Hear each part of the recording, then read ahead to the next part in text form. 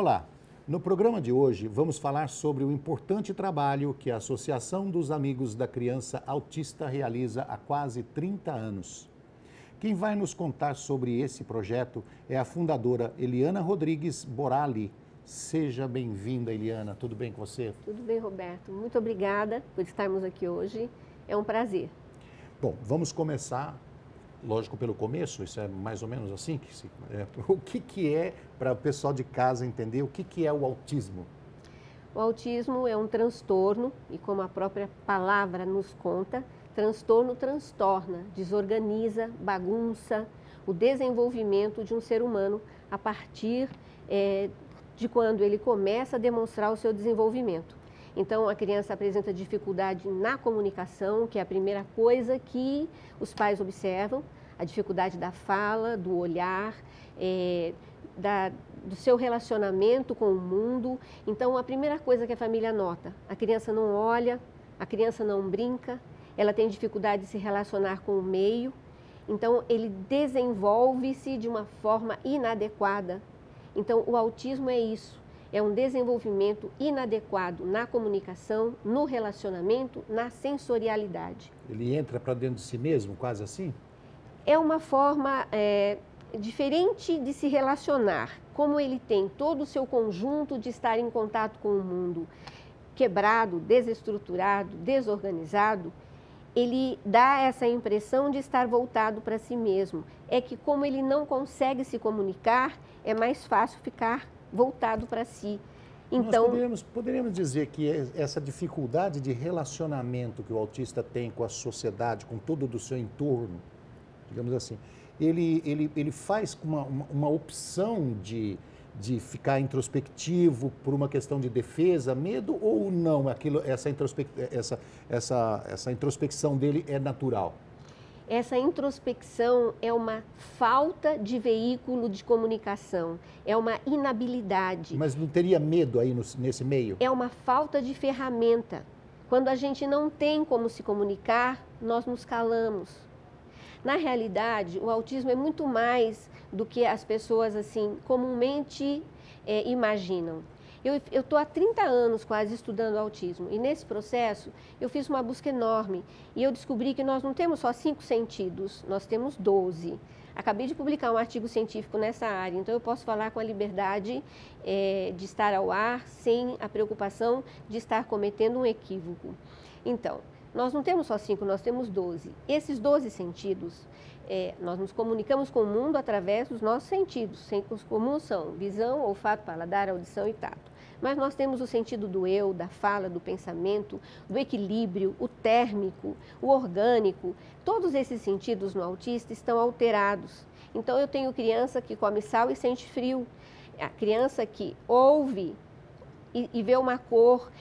A minha filha ama sal, tem criança que adora tomar injeção. Então imagine, nós no período inicial de estarmos entrando em contato com o mundo, recebemos informações equivocadas. O que faz sentido para mim, como autista, não faz sentido para o mundo. E o que faz sentido para o mundo não faz sentido para mim. Então o mundo se torna bizarro.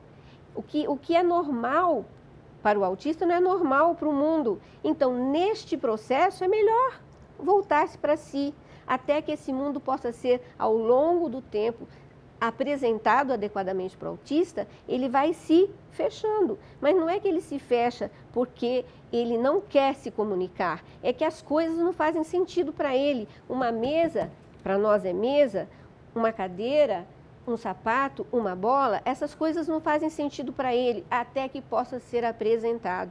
Então, o mundo está desorganizado. A partir do momento que nós organizamos e apresentamos esse mundo para ele, ele se volta para esse mundo, ele se abre para esse mundo. Então, não é que o autista se fecha para esse mundo. Este mundo é bizarro para ele, é estranho para ele.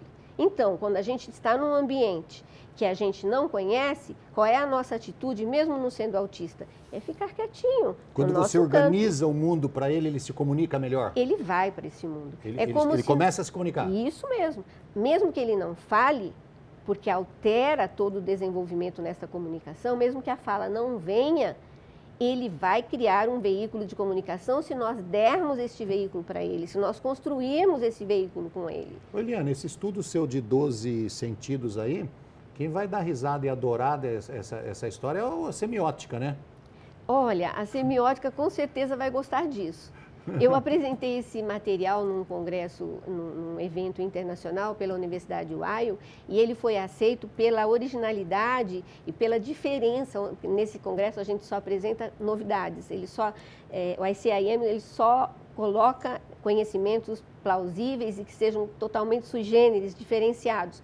E eu consegui publicar. Então, hoje isso é ciência. Então, isso é cientificismo. E nós publicamos. Então, eu posso falar com a segurança e a tranquilidade de um artigo científico publicado pela Universidade Weill. O estudo dos sinais, dos signos e tudo mais vai adorar entrar nesse meio aí e falar assim, nossa, agora nós vamos nadar de braçada. Então assim, podemos falar com tranquilidade. A alteração dos 12 sentidos, a decodificação desses sentidos, é alterada para eles.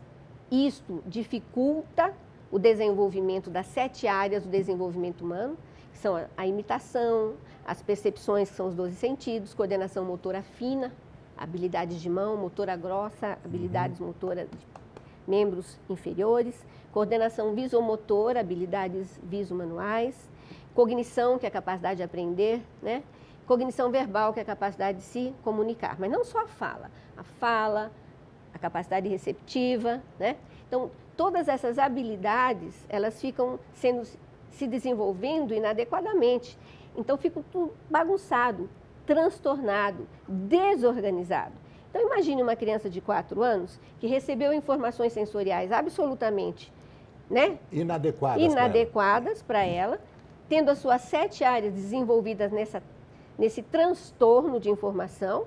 É claro que ela fica assustada, é bizarro. Então, esta criança se encolhe.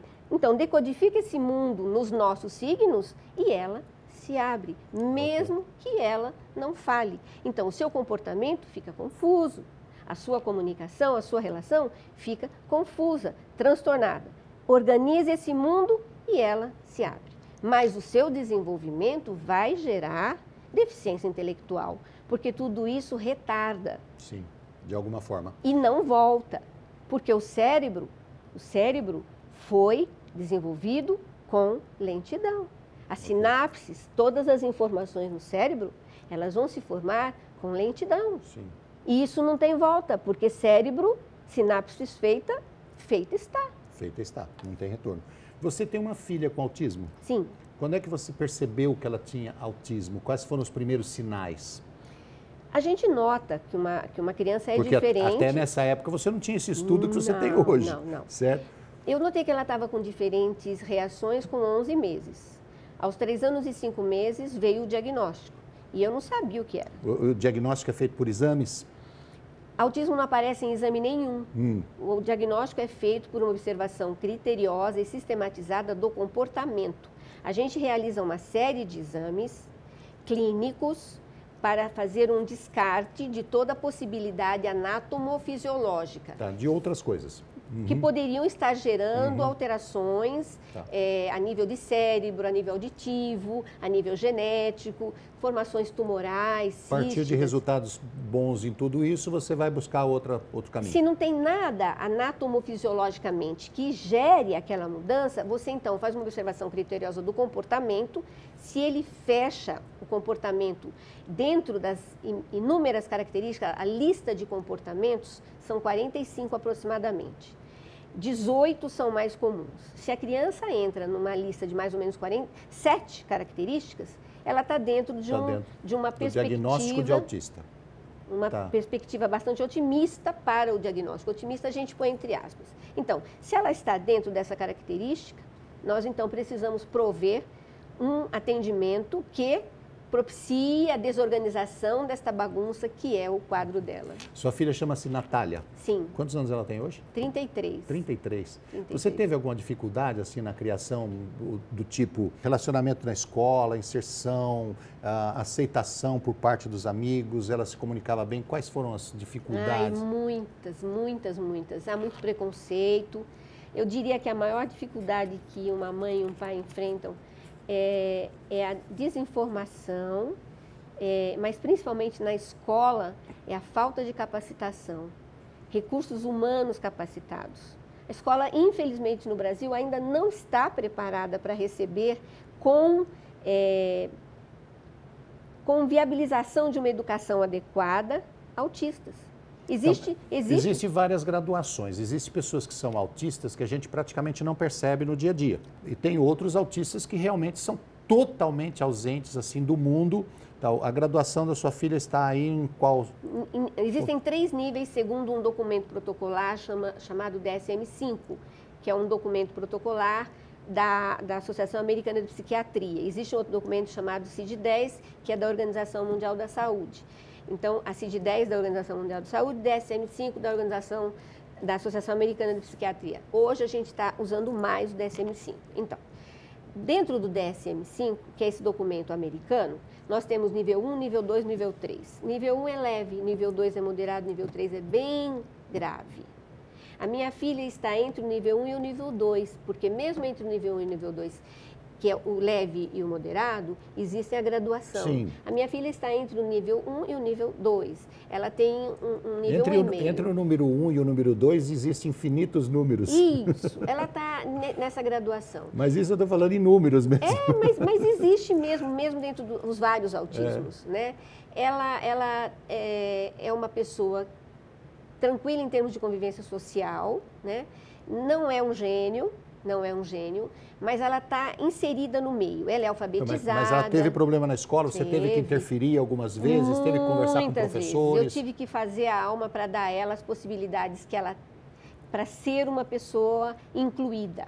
Uhum. Mas a escola não estava preparada para recebê-la. Há 33 anos atrás, 30 anos atrás, problemas. Não estava, não? Chegou machucada, chegou com fome, chegou com expressão típica de que tinha chorado muito. Isso aí te inspirou a montar a associação? Com certeza. Associação dos Autistas? Sim, com certeza. Você falou, poxa vida, o que eu estou sofrendo eu não quero para os outros, vamos fazer alguma coisa? A falta de especificidade, de critério e de inclusão verdadeira foi o motivo que me levou a socorrer minha filha.